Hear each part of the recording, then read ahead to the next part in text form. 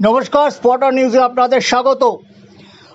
আগামী 3রা April Indian super লিগের সেমিফাইনালে মোহনবাগান মুখোমুখি হবে নর্থ ইস্ট ইউনাইটেড এবং জামশেদপুর এফসির মধ্যে। যে খেলা রবিবার সন্ধ্যাবেলায় রয়েছে, তারপরে জানা যাবে। জানার জন্য আমাদের 9:30 10টা পর্যন্ত অপেক্ষা করতে হবে। কিন্তু তার আগে মোহনবাগান সমর্থকরা যে দুজন ফুটবলারের চোট নিয়ে উদ্বিগ্ন ছিলেন, তাদের জন্য এই ভিডিও মারফত জানানো হচ্ছে তারা দুজনেই ফিট হয়ে উঠছেন আস্তে আস্তে। দুজনকেই ইচ্ছা করলে মলিনা 3 তারিখ খেলাতে পারেন।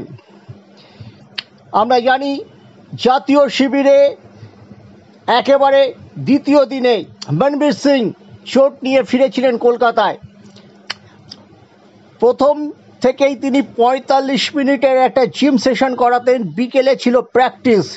এখানেই কোমরে চোট পান মনবীর সিং রিহ্যাবে ছিলেন কলকাতায় ফিরে। এই প্রথম, এতদিন তিনি কেটস পরে সাইড লাইনের ধারে ফিজিওর কাছে রিহ্যাব করছিলেন, কিন্তু তিনি বুট পরার অনুমতি পেয়েছেন। বুট পরে মূল টিমের সঙ্গে প্র্যাকটিসে ফিরেছেন মনবীর সিং। এটা যথেষ্ট ইতিবাচক ঘটনা এবং মোহনবাগান সমর্থকদেরও যে উদ্বেগ ছিল মনবীর সিংকে নিয়ে, সেটা কেটে যাবে। লিস্টন মনবীর যদি শুরু করেন, প্রতিপক্ষ যেই হোক না কেন তাদের কিন্তু ভাবতে হবে। এরপরে দ্বিতীয় জন বাংলাদেশ ম্যাচে গত 25শে মার্চ এক ফুটবলারের সঙ্গে সংঘর্ষে গোড়ালির একটু ওপরে চোট পেয়েছিলেন আপুইয়া এখানে এসে 3 দিন রিহ্যাবে ছিলেন, মূল দলের সাথে প্র্যাকটিস করেননি, কিন্তু আপুইয়া ক্রমশ সুস্থ হয়ে উঠছেন। সোমবার তিনি পুরো দমে ফুল টিমের সাথে প্র্যাকটিস করবেন।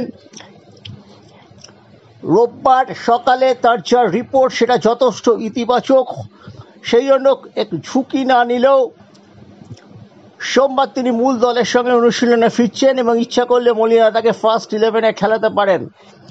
অতএব 3রা এপ্রিল মরশুমের অত্যন্ত গুরুত্বপূর্ণ ম্যাচ, সেমিফাইনালের ম্যাচ। অ্যাডভান্টেজ মোহনবাগান। 7 তারিখে মোহনবাগান যুব ভারতীতে খেলবে।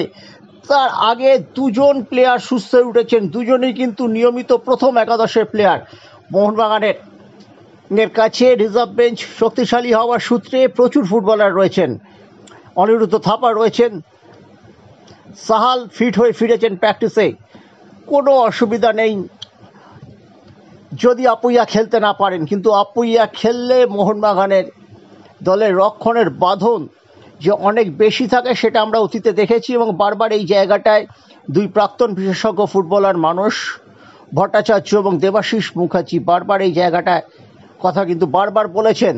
ফলে সুখবরই বলা যেতে পারে, 3রা এপ্রিল প্রথম সেমিফাইনালের আগে মোহনবাগান সমর্থকদের কাছে।